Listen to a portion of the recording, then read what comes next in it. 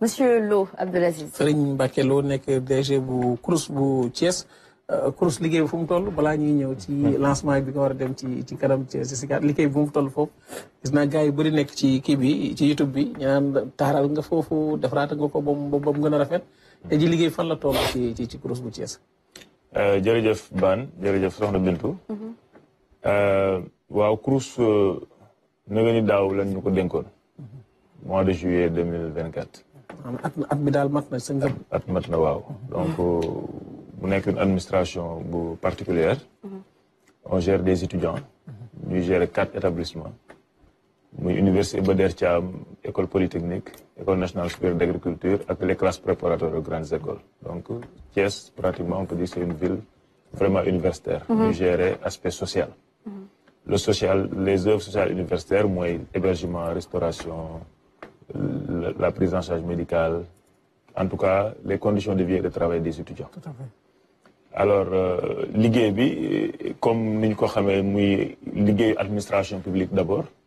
mais ñoom ay usagers suñu usagers nekk ay étudiants. ñu war a gérer seen social donc li ñu war mooy améliorer seen conditions de vie et de travail. bi ñu jëlee administration bi effectivement indi nañ ci ay jéego lu jëm ci modernisation de l'administration.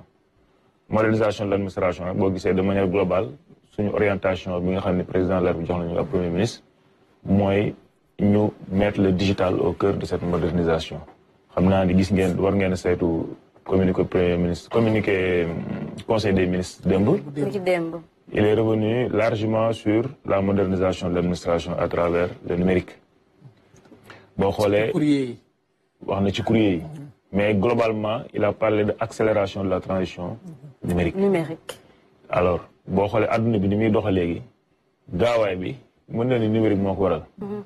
te ñun bu ñu duggul ci branche bu ñu branché wul ci loolu rek. dinañ am problème parce que dina mel ni comme si adduna bi dañoo dem ba am ay oto ñun ñu continuer di yor ay tànk di dox.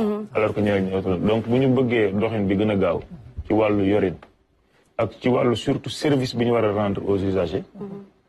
donc danañu féete ginnaaw donc ñun bokk nañu suñu premier jumtuwaay mooy mettre le numérique au cœur de notre façon de gérer. et pour cela il faut que d'abord li nga xam ne ñu ngi koy gérer en interne muy l'administration muy comme li mu wax ci courrier. la gestion du courrier la gestion des documents la gestion des archives la gestion des marchés publics. la gestion des ressources humaines la gestion des finances et de la comptabilité. donc ressources yi ñu la jox yëpp de manière générale la gestion du matériel parce que boo nee CROUS da ngay gérer hébergement da ngay gérer maintenance da ngay gérer ay infrastructure da ngay gérer restauration donc loolu lépp il faut nga am benn façon de gérer mais aussi service bi ngay rendre usagers yi wàllu woowu il faut dëgg-dëgg ñu moderniser ko te bu ñuy wax modernisation du service public ñun ñëpp xam nañ ni le Sénégalais le citoyen est devenu connecté ñun ñëpp am nañ suñu ay téléphone bitim réew bëri na réew yoo xam te boo fa demee boo mënul jëfandikoo sa téléphone dootoo nekk. donc ñun mënatuñoo xaar loolu. donc service bi nga xam ne ñu ngi koy rendre étudiants yi te buñ nee le citoyen sénégalais ñu ne xam ne day connecté waxuma la ak étudiant. donc ñun action bi nga xam ne jiital nañ ko dëgg mooy service yu ñuy rendre étudiants yi ñun ñu nekk en connexion avec l'étudiant. tax na ngeen def loolu tax na ngeen taxaw li nga xam moom mooy SICOST. permettre tey jii système yoo xam ni day permettre tey jii lépp ñu digitaliser ko ci biir CROUS bu Thiès. waaw tout à fait SICOST c'est une plateforme qui est venue tout dernièrement mais on a commencé à l'interne par asseoir benn système de management boo xam ne déjà c'est basé sur le numérique parce que bala ngay ñëw ci service bi ngay rendre il faut que yow ci sa bopp en arrière-plan nga mën a am tous les systèmes yi nga xam ne moo lay permettre nga gérer l'administration avec les ressources de manière générale les ressources humaines les ressources financières les ressources matérielles ba nga xam loolu asseoir nga ko waree nga mën a dem nag maintenant offrir un service externe et loolu à travers benn plateforme boo xam ne la dénommé SICOST muy système de gestion des œuvres sociales donc système boobu moom mooy permettre à l'étudiant d'accéder à tous les services yi nga xam ne ñu koy offrir à l'étudiant day toog dëkkam jënd ticket. day mën a toog néegam jënd ticket.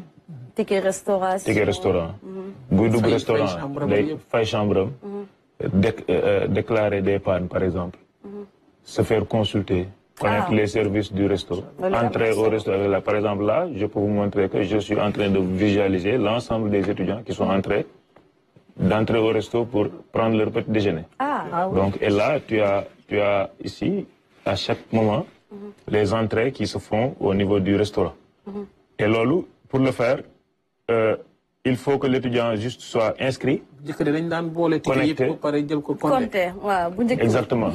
Mais lolo, xam nga li ma la wax sànq ne la àdduna bi ni muy doxee. gaaw na gaawaay boo xam ni. mënuñoo ñii di doxee avion ñii di naaw ci avion dox ci avion yow nga yor sa tànk di dox. mënatul nekk.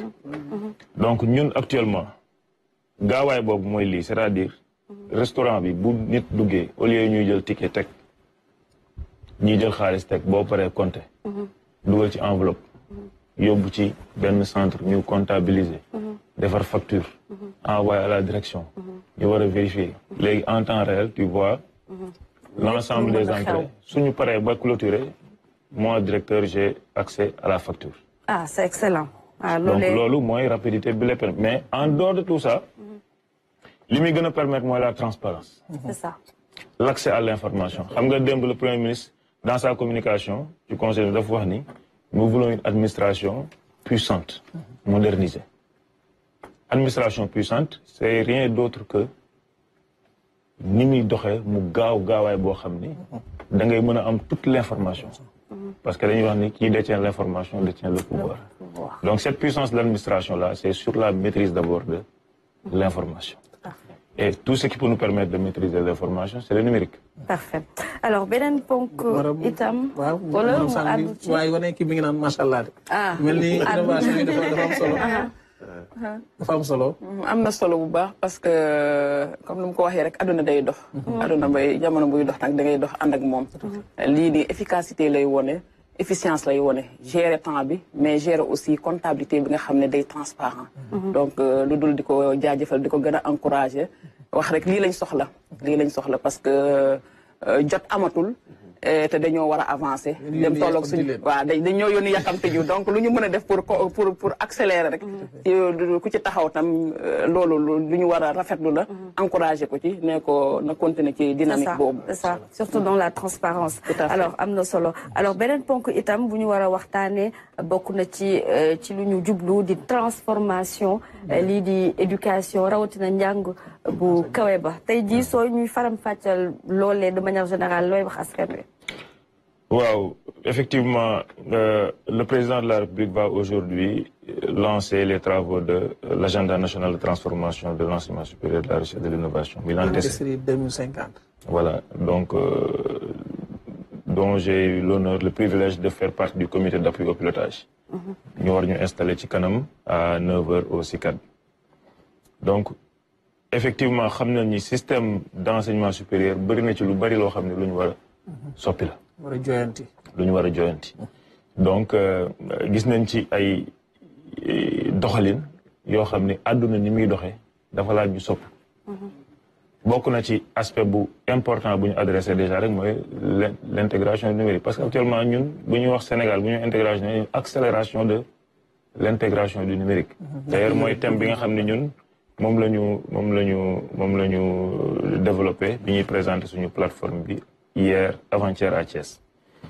Et donc intégration du numérique bokk na ci li nga xam ni jumtuwaay la boo xam ne dañ ko war a utiliser bu gën a baax ci enseignement supérieur ci wàllu jànge ni ñuy jànge ni ñuy gérer mais bu ñu waxee transformation aussi de l'enseignement supérieur bokk na ci goulot d'étranglement yi nga xam ne amoon na ci biir système d'enseignement supérieur ñu joyanti ko ba nga xam ni comme ni ko soxna si waxee doxalin bi dana gën a gaaw parce que il nous faut quand même effectivement un enseignement supérieur de qualité gis nañu àdduna doxalin bi bëri na ci loo xam ni soppeeku na ci jamono ji donc il faut que ñun tamit ñuy joyanti di méngale doxalin bi nga xam ni moom actuellement ak doxalinu àdduna bi tey kon tey on sera honoré effectivement d'être installé et de commencer les travaux yi nga xam ni ay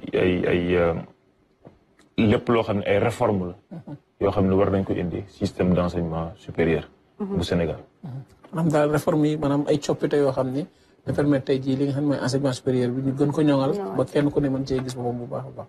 mais tout à fait effectivement muy ci wàllu gestion bi maanaam gouvernance bi nan la ñu war a gérer suñu enseignement supérieur mais jàngalin bi aussi nan la ñuy jàngale est-ce que système bi ñuy jàngale nii conforme na ak bëgg-bëggu réew mi ak économie bi ak orientation bi nga xam ni moom la nguur gu jël orientation yi par exemple soxla bi nga parce que l'enseignement supérieur moom mooy alimenter le monde socio-professionnel yéen entreprise barabu liggéeyukaay yi est-ce que étudiants yi ñu leen di former leen ko jox buy ñëw méngoo na ak li ngeen bëgg dëgg société bi li mu soxla ci wàllu insertion wàllu emploi wàllu profil nouveauté yi nga xam ne am na ci àdduna bi Sénégal est devenu un pays producteur de pétrole de gaz et cetera est-ce que par exemple suñu enseignement supérieur jël na loolu en compte orientation yi nga xam ne état joxe na ko ci wàllu par exemple agriculture économie et cetera de manière générale est-ce que tey am nañu suffisamment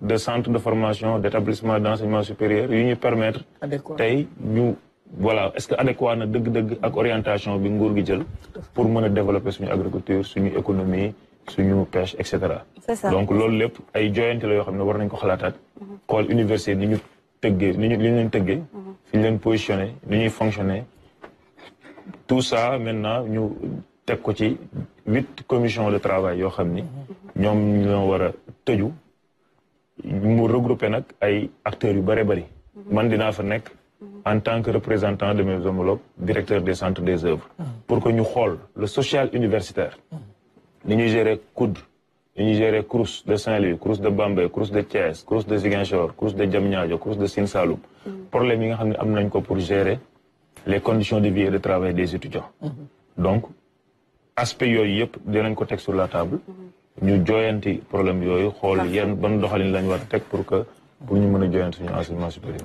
buñ génnee ci pàcc boobu gis nañ ni jox nañ remettre nañ li nga xam ne moom moo di rapport final bi jëm ci dialogue bi nañ ko président de la République nga doon teewal majorité bi ci li nga xam moo doon dialogue bi tey jii liñ ci mën a jàpp mooy ñëpp daal wax goj yëpp boole nañ ko bu ko defee permettre tey jii Sénégal ñu mën a liggéey surtout ci rationaliser parti politique yi yenn mesures yi ci jël yëpp ñu amal ko waaw effectivement tabboon nañ ma effectivement ñu nekk porte-parole de la majorité dans la commission 2 sur les 3 commissions de travail au du dialogue national mu nekk commission boo xam dañu doon réfléchir sur le processus électoral on avait discuté de 21 points avec l'opposition la société civile en tout cas avec toutes les parties prenantes ñu waroon a réfléchir ci lépp lu jëm ci bulletin unique par exemple le mode de scrutin l'inscription automatique mode d'inscription bi en tout cas tout ce qui concerne le processus électoral processus électoral mooy de l'inscription de l'électeur jusqu'à la proclamation des résultats ni ñuy gérer élection yi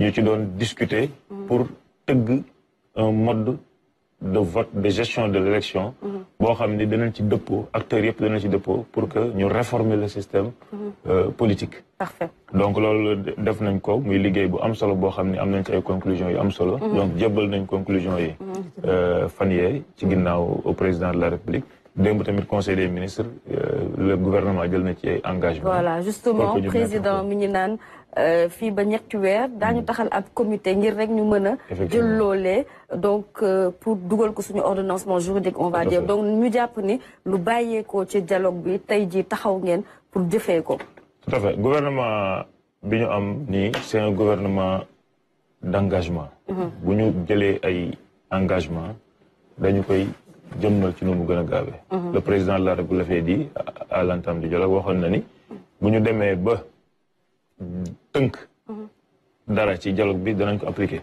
parfait démb ñu gis ni le premier ministre effectivement wax na ni danañu fexe ba point yi nga xam ni yëpp d'accord nañ ko juboo nañ ko ci dialogue bi danañ ko mettre en œuvre avec les acteurs concernés inchallah merci beaucoup